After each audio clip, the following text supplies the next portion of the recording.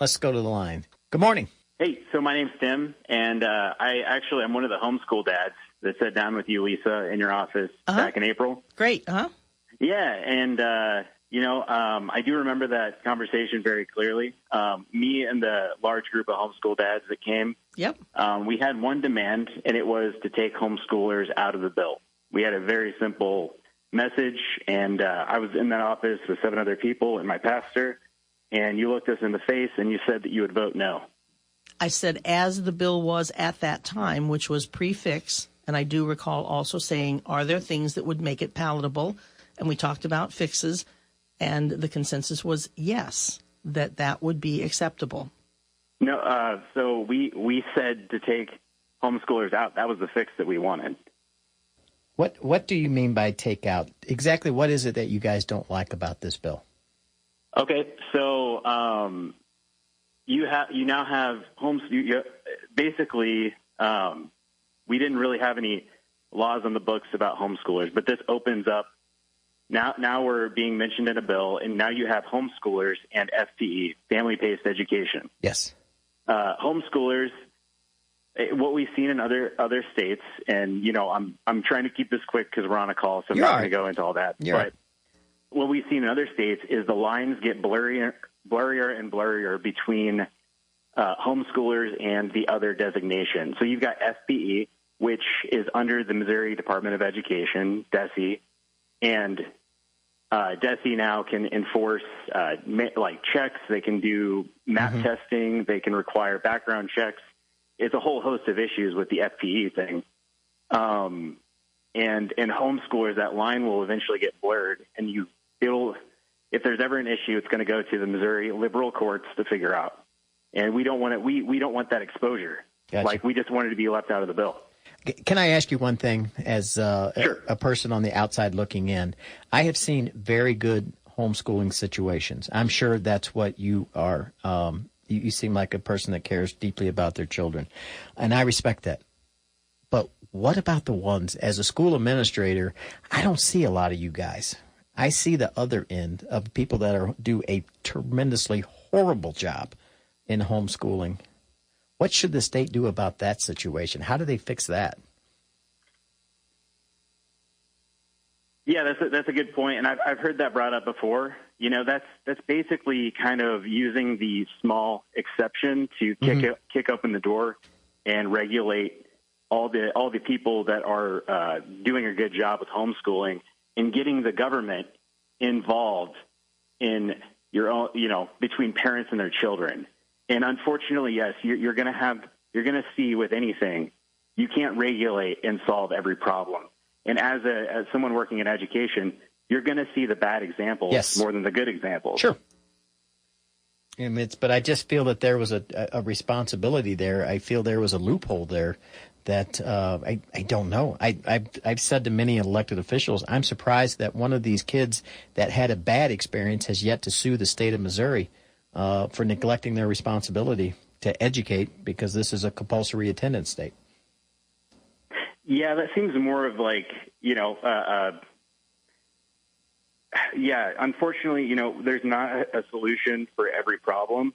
And oftentimes bringing more government in just causes, more problems. But you yourself admitted in the bill, homeschoolers were walled off. Traditional homeschoolers are not under DESE, didn't have any of that intrusion. And as a matter of fact, the bill provides them more protections than they had prior to the bill. FPE, different category. And to say you don't want the bill because it could in the future become a blurry line. Well, I used an example with a different homeschool group and said, okay, here's the exact same logic, but we'll take it out of the school system. I could get hit and killed by a bus when I leave the Capitol today. So I guess I should never leave the Capitol because I could get hit and killed by a bus. It's not happening right now. The bill does not put traditional homeschoolers under DESE. It walls them off and provides protections. Those, however, that want to do homeschool and partake of some of the other programs, they are under now this new definition, FPE, and it's a separate category. You watch like a hawk any future bills, but it is not in this bill that puts you under government control. So as a matter of fact, as I said, it strengthened protections, and I don't understand as a concern. The concern was about the gun issue, for example, and we got that clarified.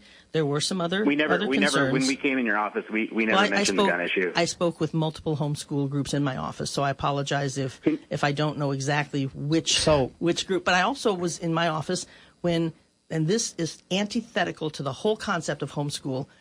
There was a group of homeschool dads, I don't know if it was your group or another, that was in my office, and timidly at the back of the room, there was a woman. It's a small room, but anyway, at the back of the office, when the homeschoolers were saying it has to be this way or the highway, she raised her hand and said, but 727 would help me because I have an autistic child and I would like to utilize some of these services.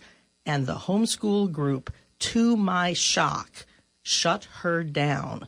That is completely antithetical to the whole concept of homeschool, liberty, freedom, parents making choices for their children. They were not allowing her to make the choice for her child. Since you brought up guns, like I get it. Look, everyone, there are sad stories and stuff, but just like with guns, right?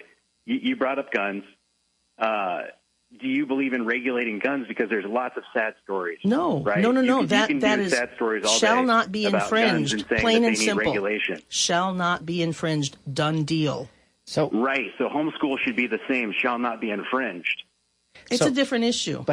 But let me jump in, and I'm glad you called. And this question is for you, and then of course, Representative, you can have a chance to answer.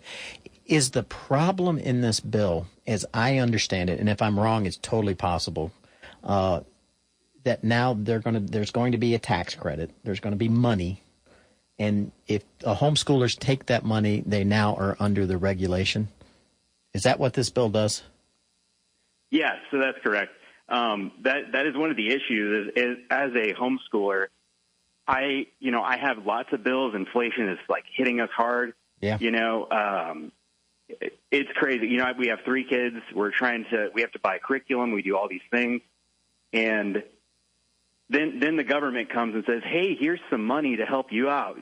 All you have to do is become SPE, and, we'll pay for your curriculum and all these things. Here's the problem, though. If I become SPE just to get that money, to get that relief, now DESE is breathing down my neck and telling me what to do.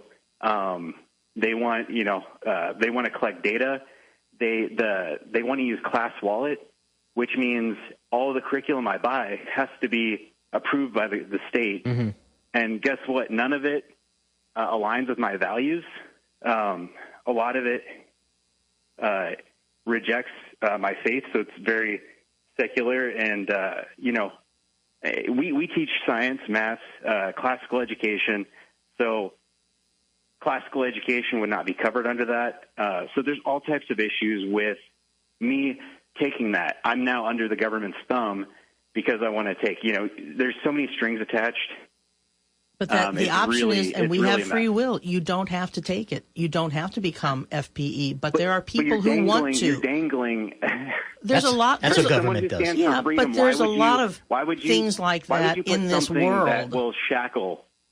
Hang on. Why would you offer something and tempt a homeschooler into taking all these new shackles and regulations on them? You have to walk by the sugary drinks and snacks and the salty snacks when you walk into Walmart. Don't you think that's a temptation they're dangling in front of you, trying to get you to buy them? You have the choice not to buy them.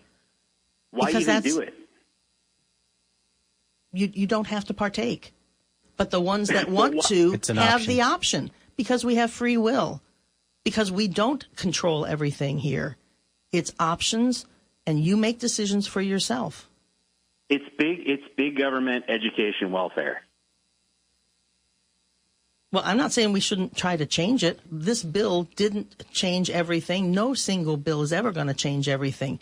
We need to keep working at it. I'd love to partner with you, see what we can do. We have to be able to keep moving forward. But we did get some benefits for everybody in this bill, and as Senator Eigel just half an hour ago talked about.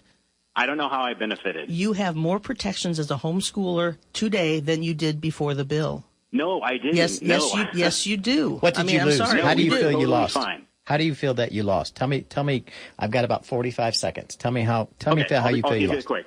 we were brought into a bill that brings in regulation, and if down the road, if and when, because we've seen this in other states. But you need to stop right there. If and when. All this stuff has to get figured out in courts. And so whenever that happens, you're going to leave it up to a court to interpret this bill and figure things out. And again, there's no protection. There's no official guarantee that this can't come back on homeschoolers. We were fine before. We wanted out. That's what we brought to you, Lisa, when we came and sat in your office, and you told us no. And we weren't even talking about the other issues in that other bill that came in to, quote, fix it, which didn't fix any of our concerns. And thank you for the call. We're going to be right back.